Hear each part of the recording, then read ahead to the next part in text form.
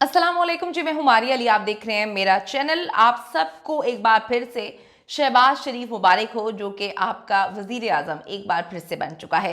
चोर चोर के नारों में इतने नारे, कौन बचाएगा पाकिस्तान, चोर हैं। इसके दौरान वजीर आजम शहबाज शरीफ अपनी तकरीर ही भूल गए। क्या करें जी, परेशान ही उनको इतना किया गया। कौमी असेंबली में खाना खुल गया, रोटी खुल गई है जी, और सबके मुंह में बोटियां डालकर एक बार फिर से शहबाज शरीफ साहब को वजीर आजम बना दिया गया। चोरों की हुकूमत आते ही कौमी असेंबली मैदान जंग बन गई।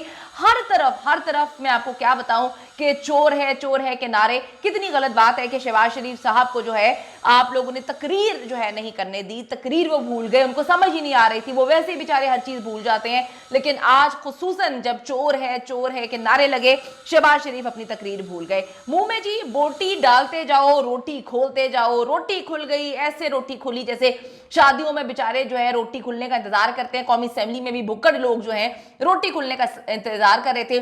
जैसे ही रोटी खुली, पागलों की तरह सारे भागे। रोटी खाते जाओ, बोटी मुंह में डालते जाओ, वोट हमें देते जाओ। शहबाज शरीफ की तरफ से इत्तेहादियों के लिए नाश्ते में बड़ा ही एहतमाम किया गया, जहां पर हलवा पूरी थी, चने थे, निहारी थी, पाए थे, कीमा, ऑमलेट, खीर, पराठा, चाय और लस्सी का एहतमाम किया गया। वाह क्या कहने हैं। कौमी असेंबली को जी रोटी खिलाकर शहबाज शरीफ साहब को एक बार फिर से वजीर आजम बना दिया गया। उनको वजीर आजम की कुर्सी पे बिठा दिया गया है। हम एक दफा फिर से मुबारकबाद देते हैं इतने क्यूट वजीर आजम, जिनका हम सबको बहुत इंतजार था, और किस तरह से अवाम के वोटों के बाद नून लीग जो है अपना वजीर आजम मुंतखब करती है। क्या कहने हैं। पूरी कौमी असेंबली जी चोर के नारों से जो है वो गूंजती रही। पहले नवाज शरीफ साहब जब आते हैं, आप लोगों ने उनका जीना महाल कर दिया। चोर है। वो बेचारे अपने आप को चोर ही समझना शुरू हो जाते हैं। शहबाज शरीफ साहब पर भी यही इल्जामात लगाए गए। पूरी कौमी असेंबली चोर के नारों से गूंजती रही, और उसी दौरान शहबाज शरीफ साहब को तकरीर करने का मौका मिला। शहबाज शरीफ की तकरीर के दौरान कौन बचाएगा पाकिस्तान, इमरान खान, कौन बचाएगा पाकिस्तान, इमरान के नारे जो हैं वो लोग बजाते रहे, बोलते रहे, लगाते रहे, और शहबाज शरीफ जो है उनको हेडफोन लगाने पड़ गए। उनको भूल गया, उनको समझ नहीं आ रही थी कि उन्होंने क्या बोलना है। पहले ही जो है तकरीरें लिखकर इनको दी जाती हैं, वो उनको समझ ही नहीं आ रही थी कि इतने शोर में किस तरह से पढ़ें। तो वो दिल की बात तो वो फिर अलग ही होती है। कुछ ही लोग होते हैं जो दिल से तकरीरें करते हैं और दिल से आवाम के लिए बोला करते हैं। चले जी, शहबाज शरीफ साहब को हेडफोन लगाना पड़ा, कानों को ढकना पड़ा, और फिर उनको अपनी तकरीर कंटिन्यू करनी पड़ी। तहरीक इंसाफ की हिमायत याफ्ता अरकान कौमी असेंबली स्पीकर डाइस के सामने जमा होकर एहतजाज कर रहे थे, नारेबाजी भी कर रहे थे। उन्होंने इमरान खान की रिहाई के मुतालिबात वाले पोस्टर्स भी उठा रखे थे। JUI के अरकान वजीर आजम के इंतखाब की कार्रवाई का हिस्सा नहीं बने, और कौमी असेंबली हॉल के दरवाजे बंद होने से कबल JUI के अरकान हॉल से बाहर चले गए, जबकि सरदार अख्तर मेंगल ऐवान में बैठे रहे, और उन्होंने किसी को भी कोई भी वोट कास्ट नहीं किया। हुक्मरान इत्तेहाद की जानिब से वजारत उज़्मा के मनसब के लिए शहबाज शरीफ उम्मीदवार थे, जबकि उनके मद्दे मुकाबिल PTI के उमर अयूब खान थे। शहबाज शरीफ की हुकूमत फिर वापस आ चुकी है।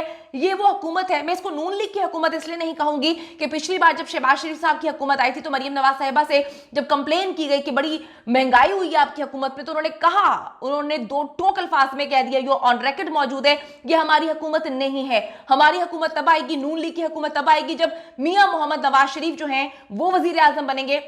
वो तो ख्वाब मेरे ख्याल में चकनाचूर हो गया। जो हमारे बड़े सहाफ़ी हैं, जो एनालिस्ट हैं, वो कहते हैं कि अब तो नवाज शरीफ कभी भी हुकूमत में नहीं आ सकते, ना ही हुकूमत बना सकते हैं, ना ही वजीर आजम बन सकते हैं, क्योंकि इस बार उनको पूरे एतमाद के साथ पूरे यकीन दहानी करवा के लेकर आया गया था, लेकिन कबूतर उड़वा दिए गए, उनसे तकरीर करवा दी गई, लेकिन वो उनको वजीर आजम नहीं बनाया गया। तो अब मरियम नवाज साहिबा किस तरह से एक्सेप्ट करेंगी कि यह हुकूमत उनकी है, क्योंकि उन्होंने अपने चाचा की हुकूमत को पिछली बार जो है वो उनकी प्राइवेट हुकूमत कहा था, नून लीग की हुकूमत नहीं कहा था। मरियम साहिबा जो हैं उनके बारे में तो अब मैं ज्यादा कुछ नहीं कह सकती। बड़ा अच्छा काम कर रही हैं, बहुत खूबसूरत लगती हैं, रोज तैयार होकर जाती हैं, सुबह सुबह जो है हर जगह पे जाके उनका वीडियो मेकर भी उनके साथ होता है, और बहुत अच्छा वो काम कर रही हैं। अच्छा जी, अब शहबाज शरीफ की हुकूमत वही हुकूमत है जिसे बिलावल भुट्टो ने कभी सपोर्ट ना करने का जो है अज़म उठाया हुआ था, और उनके नाम पर इलेक्शन कैंपेन चलाई थी, और उसी कैंपेन पे जो 2-4 वोट उनको मिल गए हैं, उन्होंने PTI के जो सपोर्टर्स हैं उनको कहा था कि आप लोगों ने बदला लेना है तो मुझे वोट दें, हमें वोट दें, हमारी पार्टी को वोट दें, ब्ला ब्ला ब्ला ब्ला। अब फिर मिलकर एक साथ बैठ चुके हैं। शहबाज शरीफ वजीर आजम आसिफ अली जरदारी सदर, मरियम नवाज साहिबा वजीर आला पंजाब। मिशन ग्रेट रीसेट जो है वो कंप्लीट हो चुका है, लेकिन हुकूमत को खुद यह मालूम नहीं है कि उन्होंने कितने दिन चलना है, कैसे काम करना है, क्या मामला होंगे। बड़ी ही ये बेयकीनी के साथ बेदिल होकर यह हुकूमत बनाई गई है। जेल में बैठे कैदी नंबर 804 का खौफ इन्हें हर वक्त रहता है। ये वही गब्बर का खौफ है जिसको डराने के लिए, जिससे डरते थे बच्चों को माएं कहती थी कि सो जा वरना गब्बर आ जाएगा। तो 804 जो है इस वक्त गब्बर की सूरत इख्तियार कर चुका है, या शायद गब्बर से भी खतरनाक हो चुका है। इनको दिन रात कैदी नंबर 804 ही सूझता है, नजर आता है और ख्वाब में आता है। जैसे जी आज इमरान खान के नारों के दौरान ये लोग अपनी तकरीर भूल गए, इनको समझ नहीं आएगी आगे कि क्या करना है क्या नहीं। एक बार फिर से जी मुबारकबाद, मरियम नवाज साहिबा जो हैं वजीर आला पंजाब बन चुकी हैं, और शहबाज शरीफ साहब एक बार फिर से पाकिस्तान के वजीर आजम बन चुके हैं।